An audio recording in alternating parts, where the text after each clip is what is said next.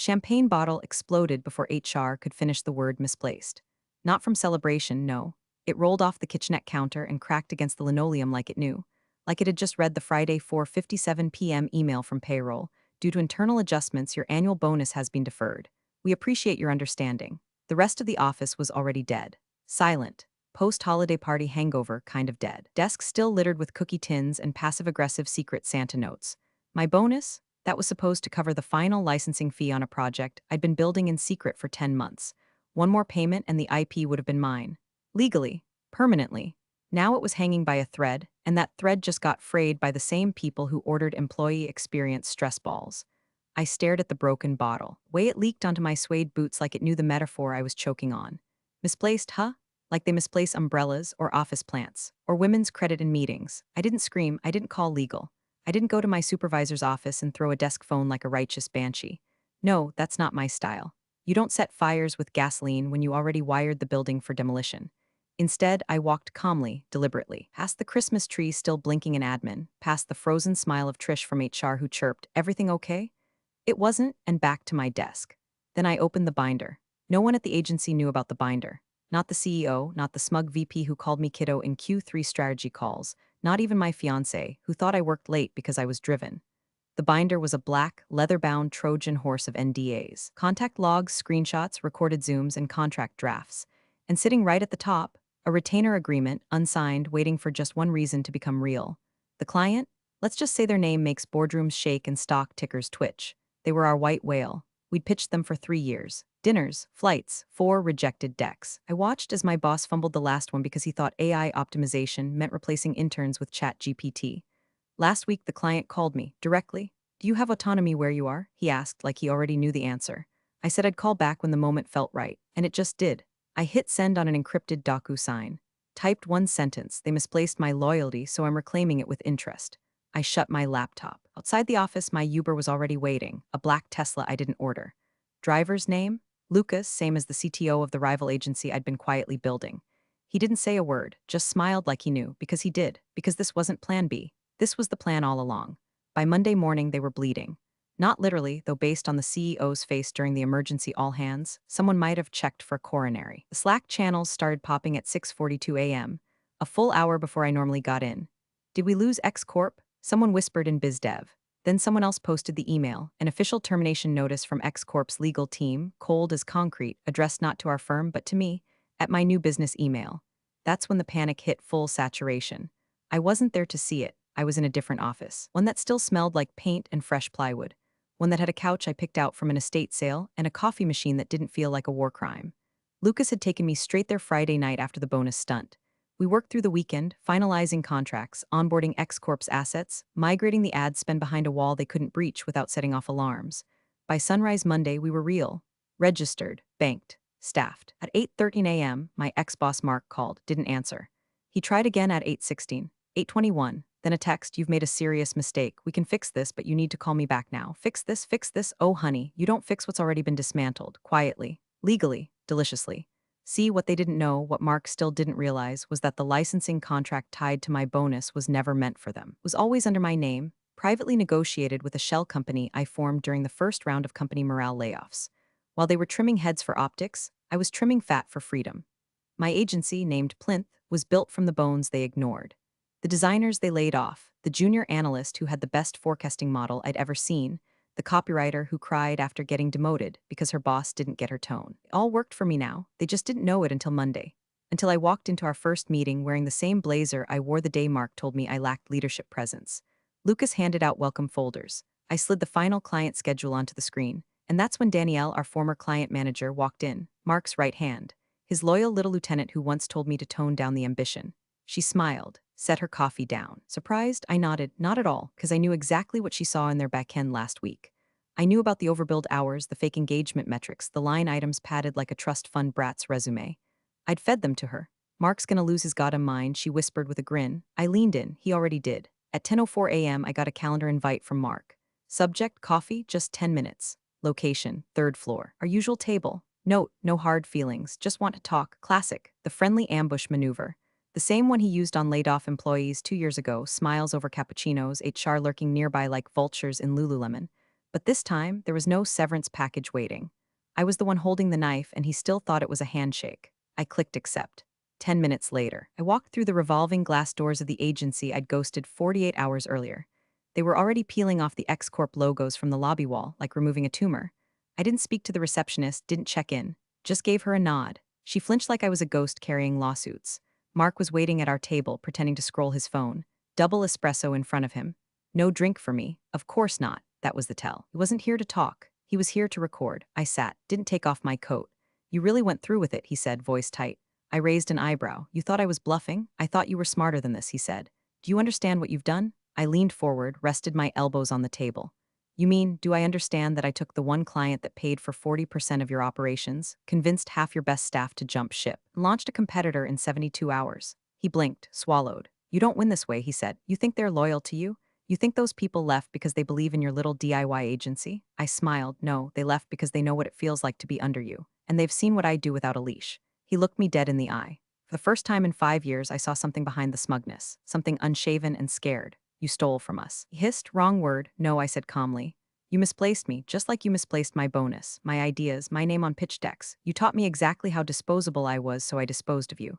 He reached into his coat pocket and slid something across the table. A manila envelope. Signed NDAs, he said. You know what this means. I didn't even touch it. Just looked at it like it was a dead animal. You sure you want to open that door? I said softly. Because I've got screenshots, time-stamped edits, and a line-by-line breakdown of every time you slapped your name on my work.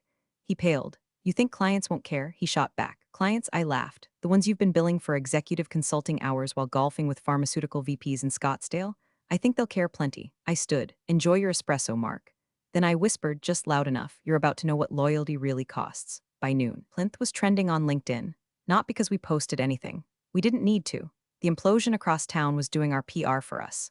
Someone leaked the X Corp exit memo, full of brutal little lines like lack of transparency, failure to meet deliverables, and the death sentence.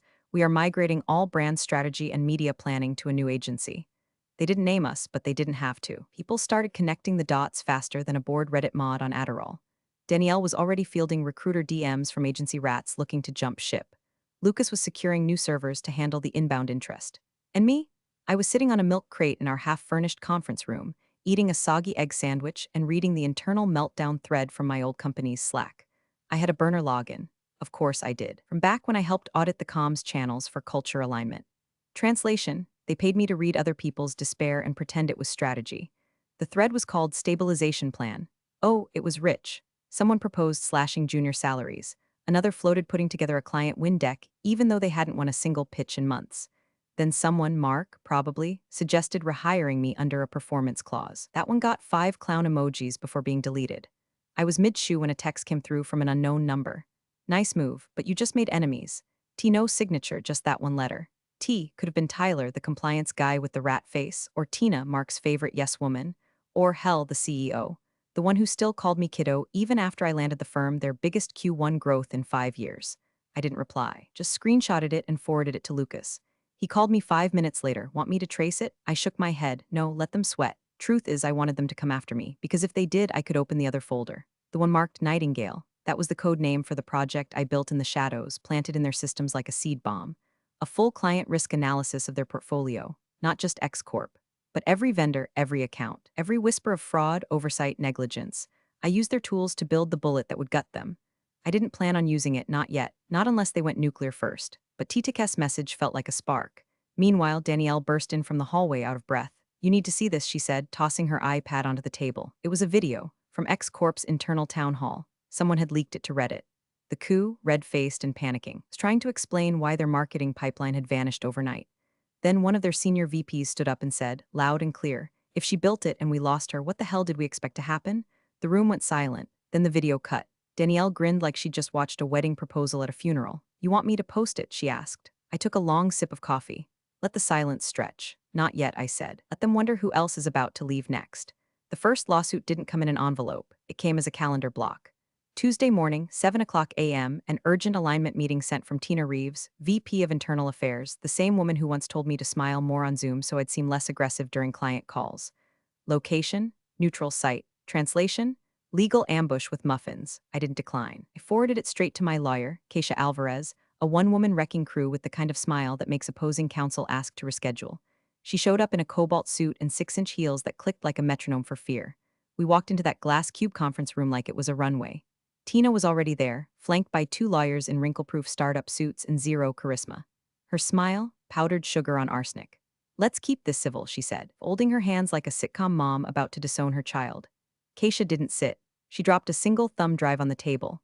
"This contains the source files, timestamps, and original licensing contracts for the disputed materials.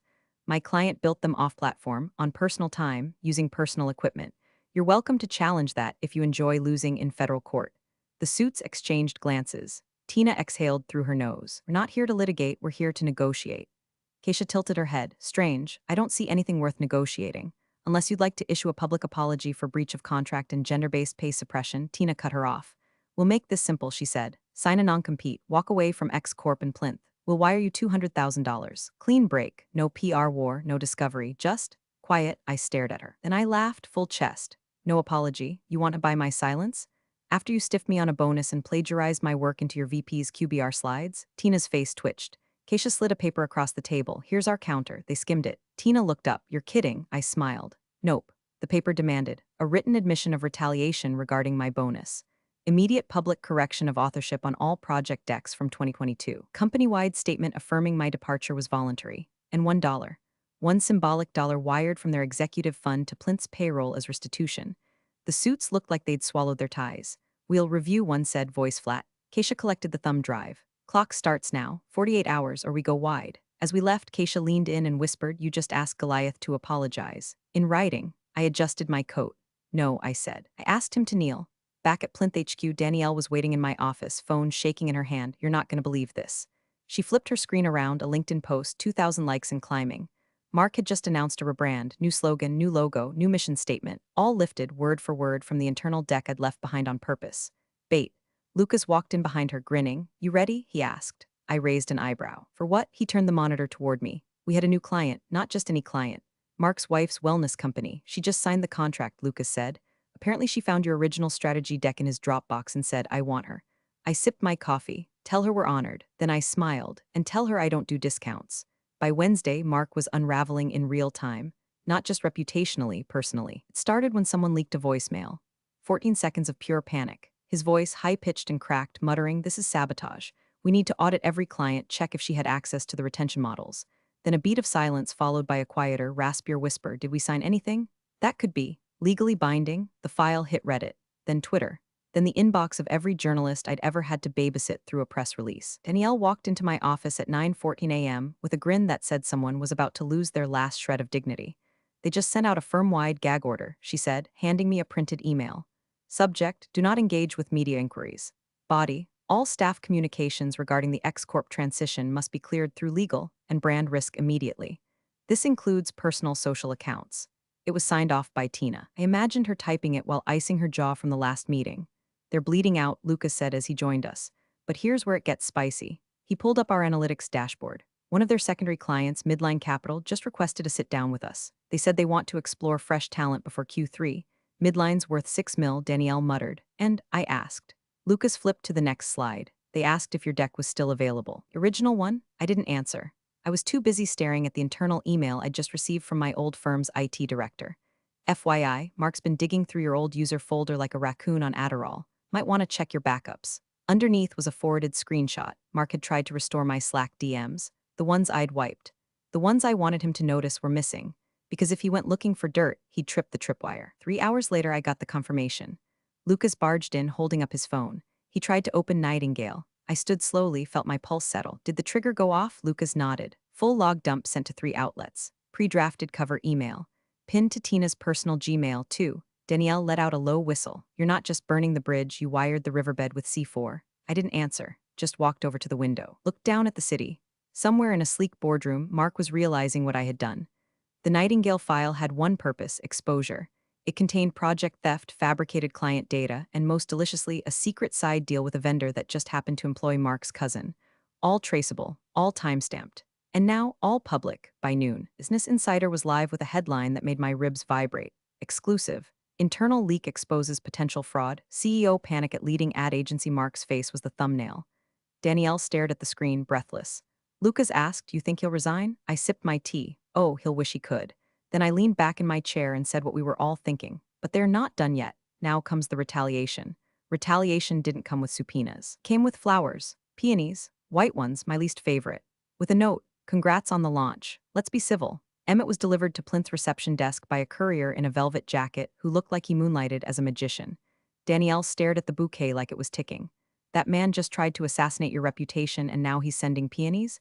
I pulled the card from between the petals and sniffed the stems. Still smells like desperation, I said. Maybe even fraud. Lucas ran the sender's info through our contact trace system. The florist address was legit, but the charge came from a Shell LLC, one tied to Clear Span, a boutique PR firm known for reputation recovery and burying harassment lawsuits with influencers who wore chunky glasses and said vibes unironically. Danielle narrowed her eyes. He's getting ahead of the next article. He was, because that was the real nuke.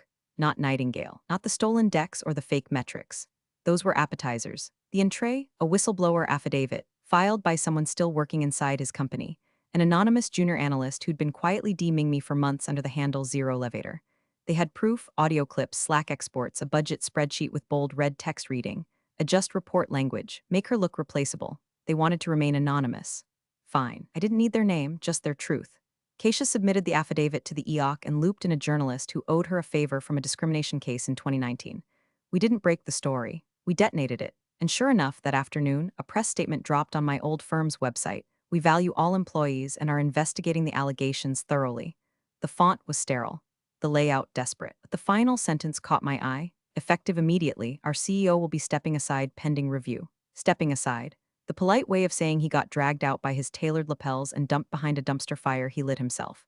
I didn't celebrate, not yet, because just as I closed the page, a new email popped up. Subject, urgent regarding former employees. From Tina Reeves, I clicked. It wasn't a cease and desist, it was a warning. I tried to stay loyal, but they're shifting blame. If this goes to court, I'm not going down alone. You should know they're already prepping to leak your NDA from 2020. They'll frame it like you breached first, that you planned this while still on salary, that everything you've built is poison-pilled from the inside. I stared at the screen. It wasn't fear that gripped me. It was something colder, a sense of inevitability, because she was right about one thing. I did plan this while still on salary. Every strategy, every hire, every client nudge, but what she didn't know? I never signed the 2020 NDA. The version she had was unsigned, a decoy, time-stamped, dated, but missing one tiny thing, my signature. And now, thanks to their threat, I had their attempt to forge it. Lucas looked up from his laptop, eyes wide. They forged your signature? I nodded slowly. Danielle whispered, that's jail. I stood, cracked my knuckles, and smiled for real. No, I said, that's leverage. Thursday morning, 6:03 a.m., I walked into our office to find Keisha already there, heels off, sleeves rolled, scrolling through her second iPad like she was orchestrating a hostile takeover of the Vatican. She didn't even look up. They forged two versions, she said, one with your initials, one with your full name, both garbage, bad kerning, wrong date format, and they used the old company logo. It's laughable. I sat down across from her, poured coffee from the pot she'd brought from home. You know what to do? Keisha nodded. I'm filing federal, fraud, breach, and retaliation. We'll go scorched earth. No, I said slowly. We'll go surgical. She raised an eyebrow. I want them bled out, not blown up. I want every client to choose to leave, every partner to disassociate. I want their brand to rot in the sun while they spin PR statements until their lawyers beg them to shut up. She smiled. You're darker than I thought. No, I said, I'm methodical. By noon, the story had evolved. The forged NDA screenshots, leaked anonymously of course, ended up on a legal tech forum and got dissected by keyboard-savvy paralegals like it was the Zapruder film. The conclusion? Clumsy, fraudulent, dumb. Then, one by one, the dominoes started falling. Midline Capital publicly terminated their contract. Viro Lab, a biotech client who loved their ESG compliance, posted a statement saying they no longer align with Mark's company values. A former board member called for full leadership restructuring. And Tina, she jumped ship. Sent me a final email. I was loyal to the wrong people. I've attached everything I know. You'll find the good parts on page 6. Enjoy. She was right. Page 6 had the kicker. An internal memo from last year where Mark bragged about undercutting female leadership salaries to preserve margin optics. That was the nail. By Friday morning, their site was down, their Instagram wiped, and their LinkedIn banner changed to "We're hiring new chapter ahead," which is code for "We're bleeding interns and praying someone still believes in us." I didn't dance, didn't pop champagne. Instead, I stood alone in the Plinth conference room, lights dimmed, watching our dashboard flash. Client retention 100%. Growth trajectory obscene. Press inquiries 47, all asking for comment from me. I gave none because sometimes the loudest statement is silence backed by results. Danielle poked her head in. You okay? I nodded. Lucas followed, holding a box. Someone dropped this off downstairs. No return label. He set it on the table and walked out. I opened it slowly. Inside, a torn manila envelope, shredded pieces of a forged NDA, and a $1 bill. Crisp, clean, no note, no apology, just acknowledgement. I stared at the bill for a long time. Then I took it, walked to our office corkboard, and pinned it dead center beneath a sticky note that read, "Value accurately reflected. War over. Empire standing." And this time, my name was on every damn door. Thanks for joining the revenge party, you wise rebels. Subscribe for more tales. Let's keep the office gossip hotter than a fresh pot.